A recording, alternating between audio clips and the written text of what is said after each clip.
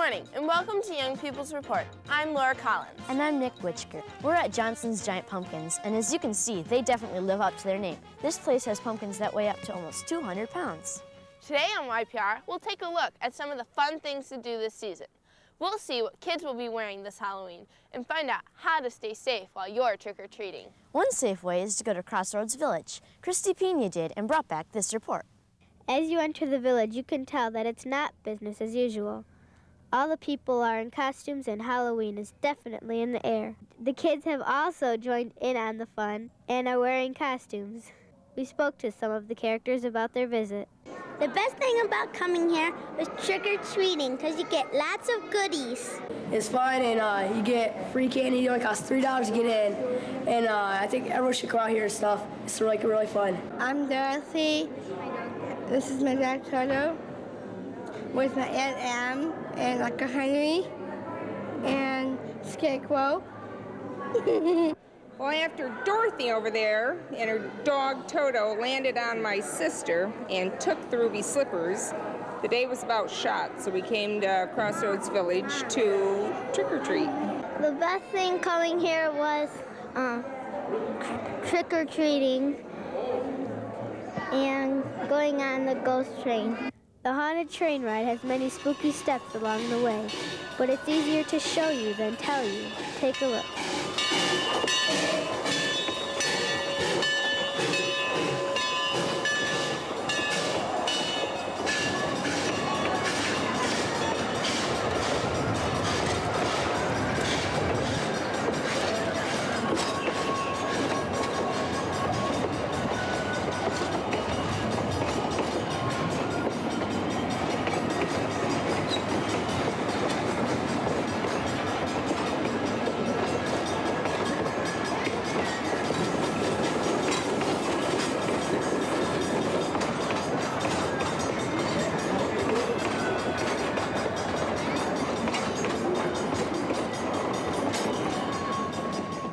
This is a real special place. There's a lot of history here.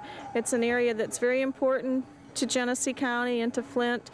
It has a lot of meaning for people. And I think when they can come out and have a good time here during a season like Halloween, they really enjoy it and they really appreciate it. There are trick-or-treat stops throughout the village, and at each stop a different creature is giving out candy. At the end, you can enjoy cider and donuts in the Mill Street warehouse. The best thing coming here was getting candy. We followed that white line over there and we got a lot of candy and I liked it. The donuts and cider aren't that bad either. From Huckleberry Railroad and Crossroads Village, this is Christy Pina reporting for YPR. If you want more information on Halloween events at Crossroads Village, you can call 810-789-8500. That's 789-8500. Every day, kids all over mid-Michigan are kept safe on their way to school by a special group of volunteers.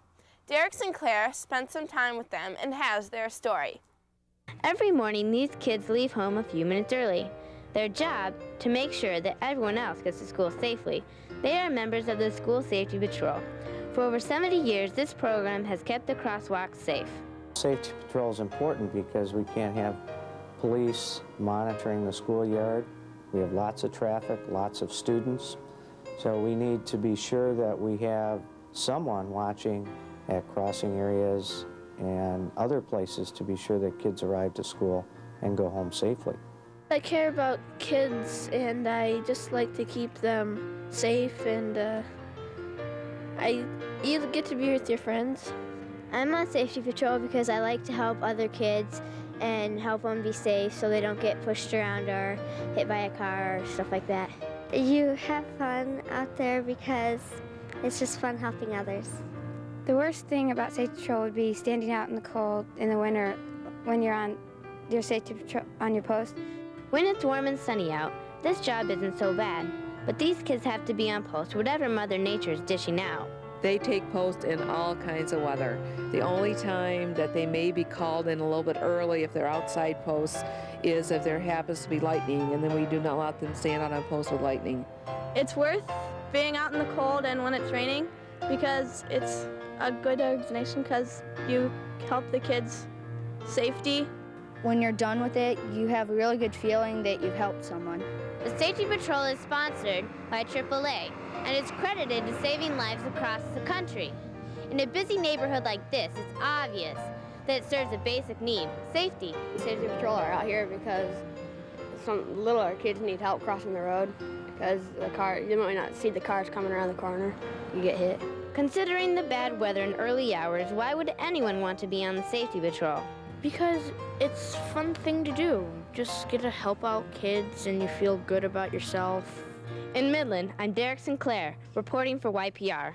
Most schools have a safety patrol and probably need volunteers. If you'd like to get involved, check with your teacher or principal. Here at Johnson's Giant Pumpkins, they grew over 100,000 pumpkins of all shapes and sizes this year. But they aren't the only pumpkin patch in the area. When we come back, we'll show you some other places you may want to visit this season. Don't go away.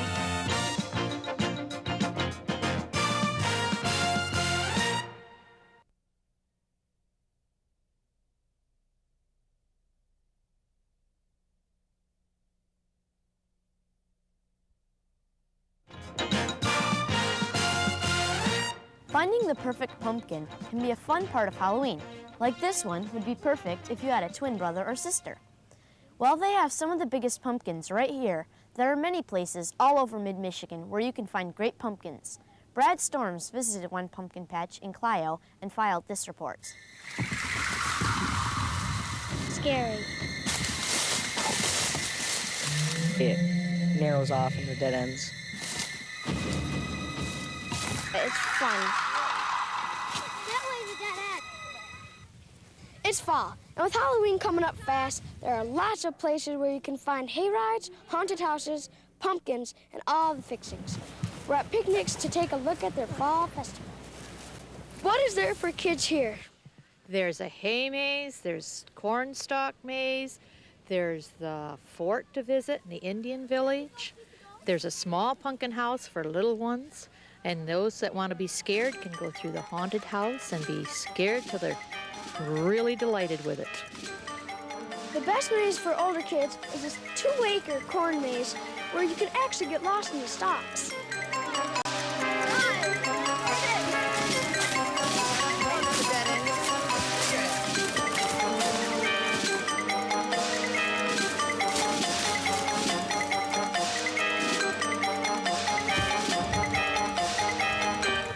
Well, you can get lost in it and crash into stuff, and you gotta find your way through, going through and stuff. You can also take a 15-minute hayride into the woods. There's nothing like a good old-fashioned hayride.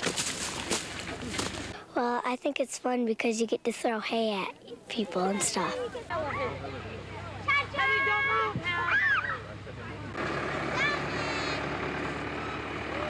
From Piechnik's Farm Festival in Clio, I'm Brad Storms reporting for YPR. Pumpkins may be very popular this time of year, but there's a smaller fruit that is also a big hit in the fall. Ellena Insley visited a place where apples are made into a very popular drink, the old-fashioned way. Any field trip that gets you out of school is a good field trip, but these kids are at Wolcott Orchards where some of the best apple cider in the area is made. I just love to see kids come out here. This is a place where you can come and have fun. It's a place where you can come out here and see things growing. It's a place where you'll start a tradition coming out here, going to the cider mill. We went along with the kids as they got a tour of the orchard and cider mill.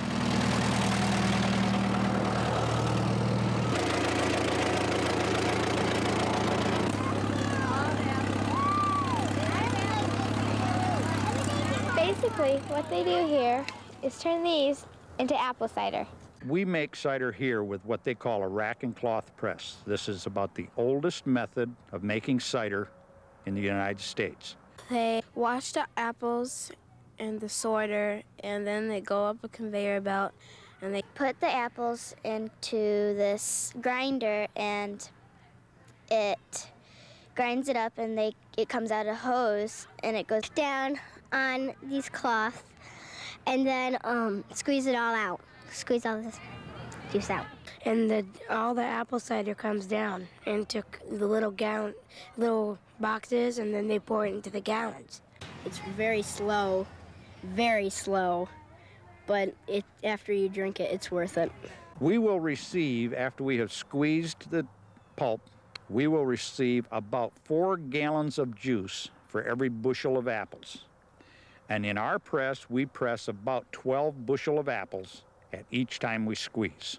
The cider mill is over 135 years old and is only one of the 2 owned by Judy and James Merton. I am the 3rd generation in my family to be raising apples. My grandfather started our home farm, and then I bought my home farm from my father, and now I have a son who's interested in buying the farm from me. So it's been a long family tradition. This orchard that we happen to be standing in is nearly 100 years old now, and is one of the oldest plantings on the Wolcott farm. But in the United States, they raise over 3,000 varieties of apples. And in the Genesee County area where we're here today, you will find some of the best apple growers in the entire United States. And we have it right here in Genesee County. We probably have over 300 or maybe 400 varieties of apples being raised today. A trip to the apple orchard is fun and interesting, but more importantly, it's tasty. From Wolcott Orchard in Mount Morris, I'm Ellena reporting for YPR. There are lots of apple orchards all over the area, and they can be lots of fun to visit. Look around for one near you. Every fall, lots of new TV shows start. Some of them do well and others don't. But what if you could create your own show? What would it be? That's the question we asked kids from Siebert Elementary in Midland in our YPR Question of the Week. My show would be called The Dog Show. It would teach you how to groom dogs and how to take care of them when you first get one. I'd call it Pies of Our Lives, and it'd be a game show. And if you got an answer wrong, your opponent would smash your pie in your face. I'd make a TV show about mechanics because I like to build things. It would be about a bunch of students who play tennis all the time because I really like tennis. My show would be about a turtle and a dog because my dog really likes turtles and messes around with them. It would be about sports, mostly basketball because I like sports and basketball and because I think more people need to know about sports. I'd make a show about spider monkeys because they're really cute and lifelike and they're really fun to watch. I would make a TV show about animals because I think it would be really important for people to know more things about animals, especially extinct ones like manatees. My show would be about bats because I really like them. They're cute, and I think more people in the world really hate bats, and they should know that they're nice. My show would be like a high-tech show in the year 3000 because I think we should know what's in the future. I would make a cartoon and movie network that didn't have any commercials, and I'd get a lot of money. I hope. If you have a suggestion for the question of the week or a story idea for YPR, drop us a line. Our address is Young People's Report, P.O. Box 250, Clio, Michigan 48420. You can also call, send a fax, or email us. You never know, you could be our next story. We have to take another break, but when we come back, we'll take a look at a sport that's got kids heading out to the fields this fall. Don't go away.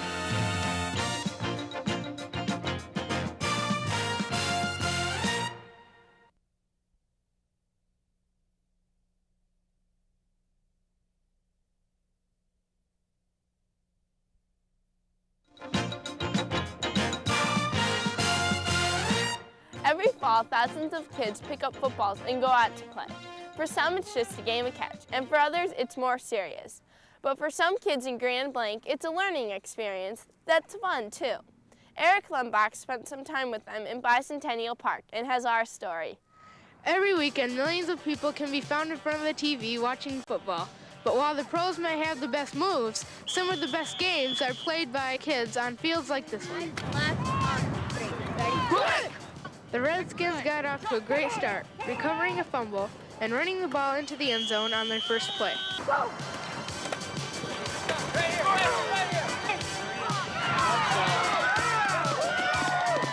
I was kind of nervous about it because I didn't know how the defense was going to come to me, so I just ran through the holes. We played good, solid football, no unnecessary roughness penalties and stuff like that, so we played good, clean football all year.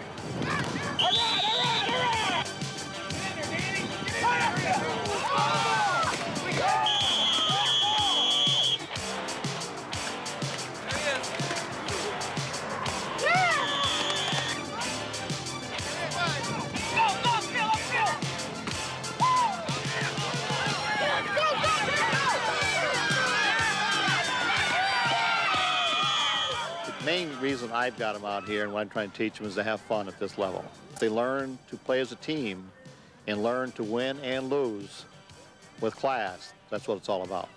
I try to teach them to enjoy life today. And this is just a sport. That's all it is, just a game. It's not life and death. Yeah, it's just football. Football's great. It's fun, you get a lot of action, and I just like it. You have contact, like you can hit them, do anything to them. There's like, it's just fun. You get to kill the person.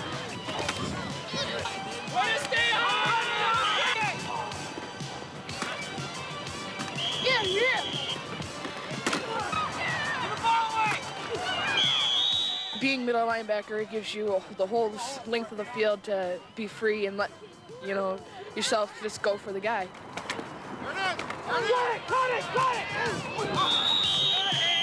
I've got probably one of the best offensive teams we've ever had. But more important than that, they're some of the nicest kids. You could tell them to go do this or block here or move to different positions and nobody gives any lip. They're some of the nicest kids and they deserve to get what they got today. A little bit better than I expected today, but they really did good.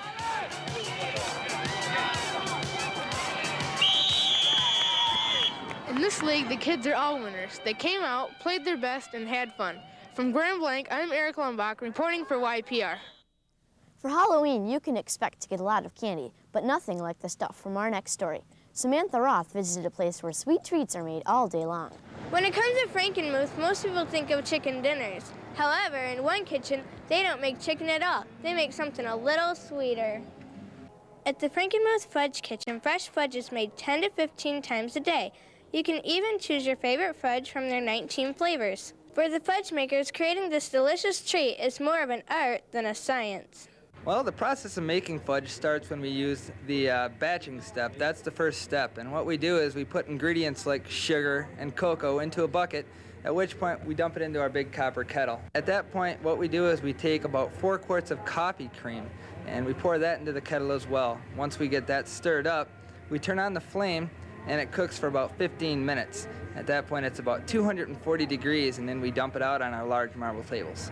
The marble table actually acts like a huge heat sponge, and it draws all the heat out of the candy and cools it real evenly. Over the 10 minutes that the fudge actually just sits and cools on the table, it cools down to about 110 degrees.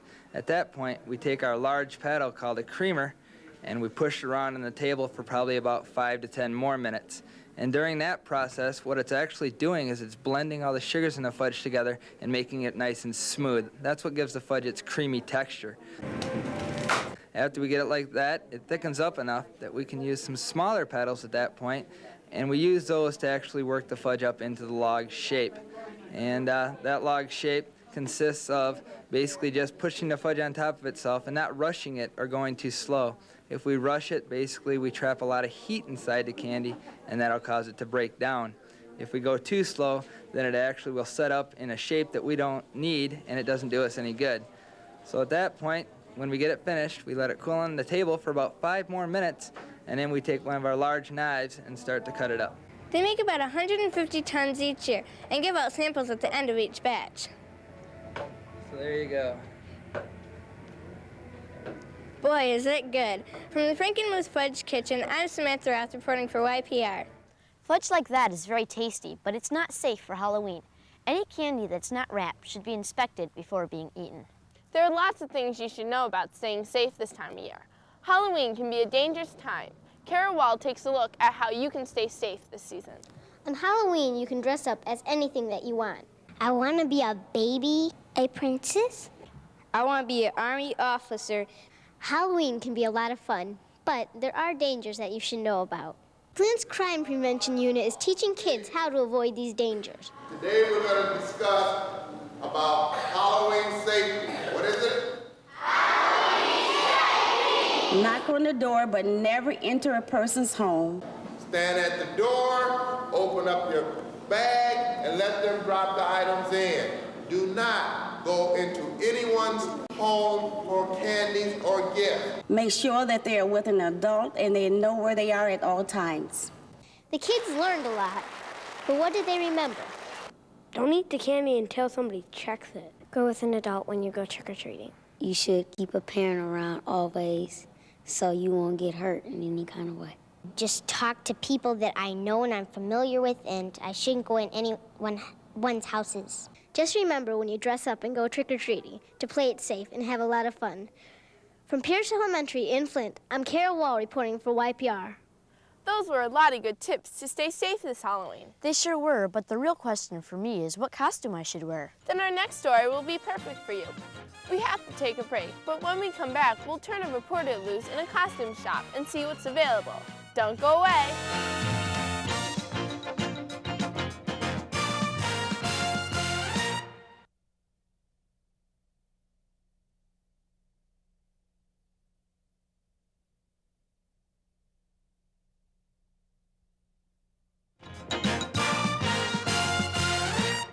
This week, the big question everyone is asking is what are you going to be for Halloween? Some people have been planning their costume for almost a year, and others still have no idea. YPR reporter Bartkowiak headed out to make his choice and filed this report. Let's say you need a costume for some reason. Halloween, for instance. Where would you look? The Yellow Pages. Thanks. See. Here we are. Camille's Costumes in Bay City. Let's try there. Here we are. Impressive, huh? Let's go inside and see what people are wearing for Halloween this year. They have everything here, for adults and kids. There's even presidents and Star Wars characters. But what should you be wearing for Halloween? That's the question we asked Camille himself. Well, for kids' costume, always I think they should buy the costume that they do not have to use masks. Because masks, if they go trick-or-treating, it's kind of hard to watch the traffic and it's very dangerous.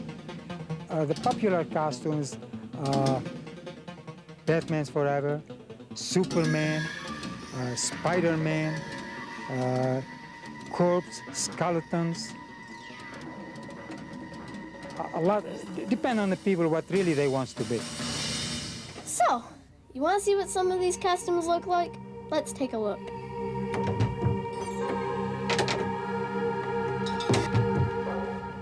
Some of the most popular costumes this year are from the movie Batman Forever. You could either be the good guy, Batman,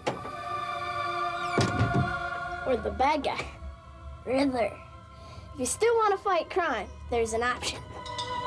You could be Superman, but if you want to stay out fighting crime, but still be in the movies, you could be Aladdin. And if that doesn't work, you could wish for something else. Oh my gosh, I'd rather be dead. That's not bad, but there really was something I wanted to be for Halloween. Hang on.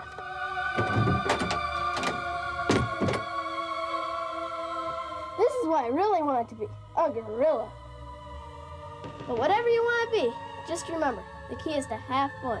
From Camille's Costumes in Bay City, I'm Bartkowiak reporting for YPR. With all those options, Brandon wound up with the gorilla costume. I thought the Superman outfit was the best. The Riddler wasn't bad either. That's all the time we have this week. We'd like to leave you with a look at more of Johnson's Giant Pumpkins. Thanks for joining us. Have a great week and a fun and safe Halloween.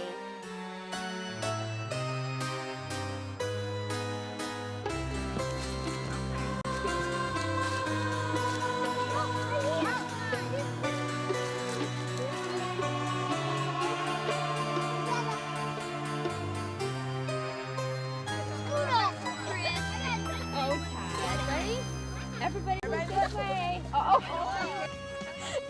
trying to get it. But some kids in Grand Blank there, thank you. I got it.